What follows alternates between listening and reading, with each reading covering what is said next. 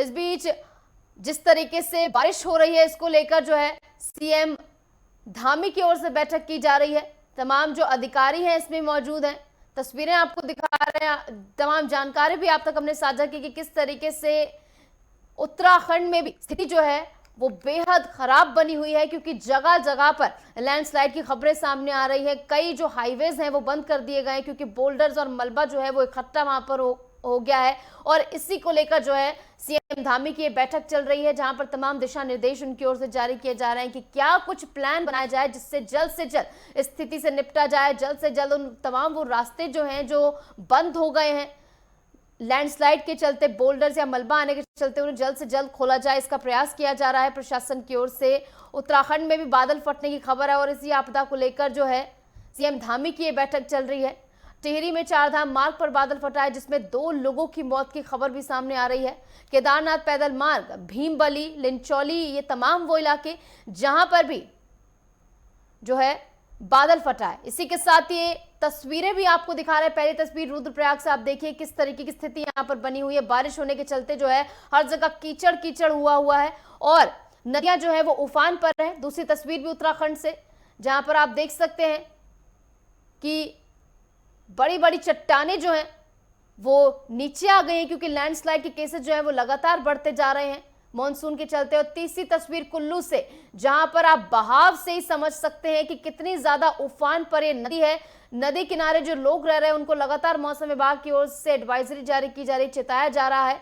और चौथी तस्वीर मनाली से, जहां आप नदी का बहाव देखकर ही समझ सकते हैं कि कितना ज्यादा ये बहाव है, कितना खतरनाक है और बाढ़ का खतरा किस कदर लोगों पर बना हुआ है। और पांचवी तस्वीर जयपुर से, जहां पर महिलाएं आपको जाती हुई दिख रही हैं सड़क पर, घुटनों घुटनों तक यहां पर पानी भरा हुआ है। वाहनों की रफ्तार जो है वो धीमी हो गई, रेंगते हुए वाहन यहां पर नजर आ रहे हैं। सड़कों पर यह हाल है तो आप सोचिए लोगों के घरों तक में पानी भर गया है। और छठी तस्वीर उत्तराखंड से, जहां पर हालत कुछ इसी तरीके से बनी हुई है। नदियां उफान पर है, लगातार जल स्तर जो है वो बढ़ रहा है और इसी को लेकर मौसम विभाग की ओर से भी लगातार चेताया जा रहा है। और जिस तरीके से मॉनसून जो है वो एक बार फिर से एक्टिव हो गया, रौद्र रूप दिखाता हुआ नजर आ रहा है।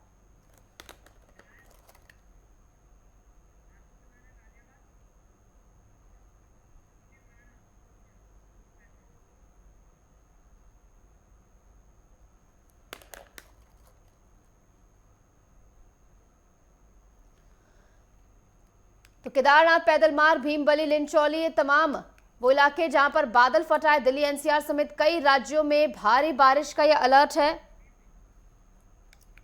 जहां पर हाल जो है वो बहुत ज्यादा खराब है। और इन 6 तस्वीरों के जरिए आपको हम बता रहे हैं कि किस तरीके से स्थिति जो है वो बेहद खराब बनी हुई है।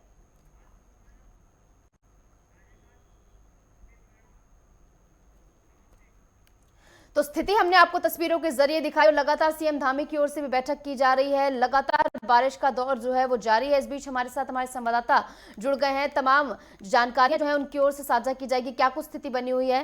वासु कसाना हमारे साथ गाजियाबाद से जुड़ गए हैं, कुलदीप राणा हमारे साथ जुड़ गए हैं रुद्रप्रयाग से। वासु, सबसे पहले आपके पास से आते हुए, क्या कुछ स्थिति गाजियाबाद में बनी हुई, क्योंकि बीते दिन हमने देखा झमाझम बारिश हुई, जहां पर घुटनों तक पानी भर गया। उन सड़कों पर जहां से गाड़ियों की आवाजाही होती है वहां पर घुटनों तक पानी भरा हुआ था। क्या कुछ स्थिति फिलहाल बनी है?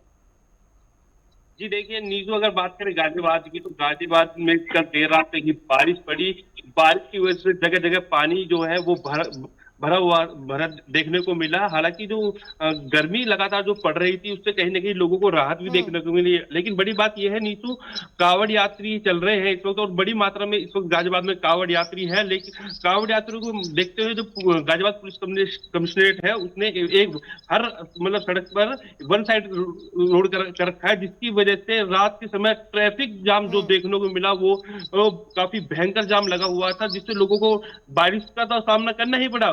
उसके बाद जो ट्रैफिक की जो समस्या थी उसका भी सामना करना। हालांकि जो गाजियाबाद पुलिस कमिश्नर के जो पुलिसकर्मी है उन्होंने देर रात तक सड़कों पर बारिश में ही जो जाम की जो स्थिति है उसे खुलवाने में लगे रहे और आम लोगों को किसी प्रकार की समस्या का सामना न करने पड़े, इसको देखते हुए जो देर रात तक पुलिसकर्मी सड़कों पे ही थे, और वहीं जो कांवड़ यात्री थे वो बारिश के दौरान जब सड़कों पे पानी था तो धीमे जो कांवड़ यात्री थे वो रुक गए थे। हालांकि कुछ तस्वीरें ऐसी भी आई जहां शिविरों में भी पानी भर गया।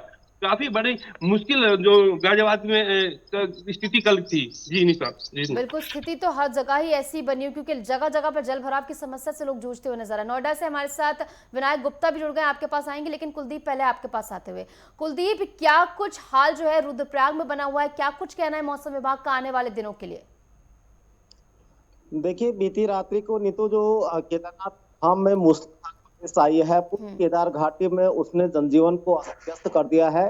खासतौर पे केदारनाथ का जो पैदल मार्ग है उसके भीमबली में, बड़ी लिंचौली, छोटी लिंचौली और रामबाड़ा में बादल फटने की घटनाएं सामने आई हैं, जिससे पैदल मार्ग पर खासतौर पे भीमबली में 30 मीटर का पूरा पैदल मार्ग का हिस्सा पास आउट हो गया है, क्योंकि वहां पे बरसाती गदेर में बादल फटा है और उसके बाद भारी बोल्डर और मलबा आने से केदारनाथ का पैदल मार्ग यहाँ पे पूरी तरह से क्षतिग्रस्त हो गया है। इसके अलावा अगर रामबाड़ा की बात करें तो रामबाड़ा में भी 2 पुल पैदल मार्ग पर बनाए गए थे, मंदाकिनी नदी के ऊपर दोनों पुल बह गए हैं। फिलहाल केदारनाथ की जो पैदल यात्रा है वो बंद कर दी गई है। उसके अलावा क्योंकि कल रात को जिस तरीके से मूसलाधार बारिश हुई है और जो ऊपरी क्षेत्र में बादल फटने की घटनाएं आई हैं, उसने मंदाकिनी नदी का जलस्तर को बढ़ा दिया था और गौरीकुंड में मंदाकिनी नदी जो तप्त कुंड था और आबादी वाला क्षेत्र था, वहां तक मंदाकिनी नदी का जलस्तर पहुंच गया था, जिस वजह से प्रशासन को राती को पूरा जो ये इलाका था, आबादी वाला क्षेत्र था, इसको खाली करवा दिया गया था। और जो श्रद्धालु यहाँ रुके हुए थे या व्यवसाय करने वाले लोग थे यहाँ पे, नेपाली मूल के मजदूर यहाँ थे, इनको यहाँ से हटाया गया, सुरक्षित स्थानों पे इनको भरा गया। इसके साथ ही गौरीकुंड का जो मुख्य बाजार था उसमें भी पूरा जलभराव हो गया था, जिस वजह से वहां पर अफरा तफरी का माहौल रहा। सोनप्रयाग की बात करें, सोनप्रयाग में भी करीबन जो केदारनाथ राष्ट्रीय राजमार्ग है उसका 5-6 मीटर हिस्सा पूरी तरह से क्षतिग्रस्त हो गया है, जिस वजह से वहां पे सोनप्रयाग से आगे वाहनों की आवागमन पूरी तरह से प्रतिबंध कर दिया गया है। और कल रात जिस तरीके से पूरे इलाके में मूसलाधार बारिश हुई, उसके बाद विद्युत व्यवस्था भी वहां पे पूरी ठप हो गई थी। अंधेरे में लोगों को खासी दिक्कतों का सामना करना पड़ा। एक तो बारिश का समय था और दूसरा पूरे इलाके में लाइट की व्यवस्था नहीं थी। इस वजह से तीर्थयात्रियों को परेशानियों का सामना दुगना झेलना पड़ा है।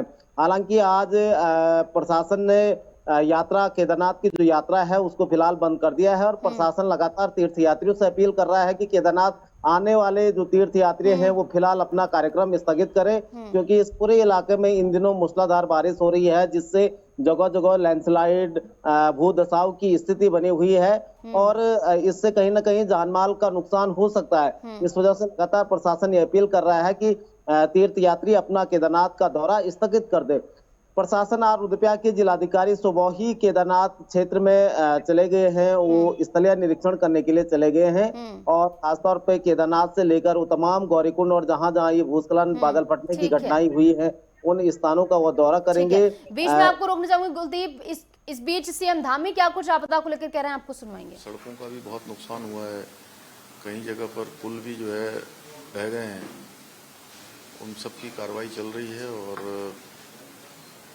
जो सरकारी भवन है उनका भी नुकसान हुआ है, उन सभी को रिस्टोर करने के लिए। और चूंकि 4 धाम यात्रा भी इस समय चल रही है, तो सीएम धामी की ओर से भी इसको लेकर बैठक की गई। जिस तरीके की स्थिति बनी हुई है और लगातार बादल फटने की खबरें सामने आ रही है, पहाड़ों में बादल फट रहे हैं तो मैदानों में जलभराव की समस्या देखने को मिल रही है। दिल्ली एनसीआर की अगर बात करें तो वहां पर भी जलभराव है और तमाम अन्य राज्यों की बात करें तो वहां पर भी जलभराव की स्थिति देखने को मिल रही है। तो तस्वीरों के जरिए आपको तमाम स्थिति हमने समझाई। इस बीच हमारे साथ हमारे तमाम संवाददाता भी बने हुए, एक बार फिर से उनका रुख करेंगे। तो सबसे पहले हमें तमाम जानकारियां हमारे साथ पहुंचाई। इस बीच हमारे साथ नोएडा से विनायक गुप्ता भी जुड़े हुए हैं। विनायक, आपके पास आते हुए, देखिए नोएडा में कल की स्थिति जो थी वो बेहद खराब थी, कमर तक पानी भरा हुआ था। नोएडा जहां पर इतनी बड़ी बड़ी कंपनीज हैं, इतने बड़े बड़े यहाँ पर जो है मॉल्स भी हैं, इतनी बड़ी बड़ी सड़कें यहाँ पर है, लेकिन इसके बावजूद इस तरीके का हाल है। प्रशासन का क्या कुछ कहना है? और जिन जगहों पर कमर तक पानी भरा हुआ था, स्थिति बेहद खराब थी, वहां पर प्रशासन ने क्या कुछ काम किया है? जी बिल्कुल, अगर बात करी जाए तो कल जिस तरीके से बारिश हुई थी तो कहीं ना कहीं जो तापमान में कमी आई थी, क्योंकि लोग जो है गर्मी से ज्यादा परेशान हो रहे थे। और वहीं अगर बात करी जाए जिस तरीके से बारिश हुई थी तो कहीं ना कहीं लोगों के लिए एक आफत की बारिश भी बनी हुई थी, क्योंकि जगह जगह पर जो है जल भराव की तस्वीरें जो है कि सामने निकल के आई थी। और अगर बात करी जाए तो कई सारे एक्सप्रेसवे और सड़कें ऐसी थी कि जहाँ पर कई घंटों तक लंबा जाम लगा हुआ था। उसका कारण सिर्फ यही था कि जिस तरीके से बारिश हुई थी वहाँ पर जल भराव की स्थिति हुई थी और उसके कारण कई किलोमीटर जो है लंबा जाम लग रहा था। तो कहीं ना कहीं अगर बात करी जाए तो सेक्टर 18 से लेकर के जो मेडिकल गार्डन तक रास्ता जाता है वहां पर 3 घंटे तक पूरा जाम लगा हुआ था, जिससे कि लोगों को काफी अपने घरों तक जाने में परेशानियों का सामना करना पड़ रहा था। वहीं अगर बात करी जाए इसको लेकर के जिला प्रशासन और नोएडा प्राधिकरण की तरफ से तमाम वादे किए जाते थे कि मानसून जिस समय आएगा उसको लेकर के कई महीनों पहले से तैयारियां जो है शुरू कर दी जाती थी और वादे किए जाते थे कि इस बार मानसून में है किसी भी तरीके से लोगों को परेशानियों का सामना नहीं करना पड़ेगा। लेकिन जब मानसून आता है और जब बारिश होती है तो कहीं ना कहीं तस्वीरें कुछ और निकलकर सामने आती है। वही तस्वीरें जो है कहीं अंडरपासों पे अगर देखा जाए तो 96 के पास अंडरपास है, वहां पर जो है जल भराव की स्थिति है, जिसमें वहां से जो वाहन जो है वहां से नहीं निकल पा रहे हैं। वहीं एक्सप्रेसवे पर जो है कि जो सड़कें की मरम्मत करी गई थी वो सड़कें के जो रोड़ी थी वो उखड़ के निकल गई हैं बारिश के कारण। तो वहां पर जो है जल भराव की स्थिति है और उसमें लोगों को काफी ट्रैफिक को जो है निकलने में परेशानियों का सामना करना पड़ रहा है। वहीं अगर ट्रैफिक विभाग की बात करी जाए तो ट्रैफिक विभाग के जो कर्मचारी हैं वो लगातार जो है वाहनों को निकलवाने का प्रयास कर रहे थे, लेकिन जिस तरीके से तैयारियां करी गई थी उस पर एक सवालिया निशान खड़ा होता है। बिल्कुल, सवाल तो हर साल ही खड़े होते हैं क्योंकि खानापूर्ति की कार्रवाई हर साल की जाती है, फिर एक बार फिर से उन सड़कों को अगले साल जलमग्न होने के लिए छोड़ दिया जाता है। फिलहाल बहुत बहुत शुक्रिया विनायक और आप सभी का हमारे साथ जुड़ने के लिए, तमाम जानकारी साझा करने के लिए।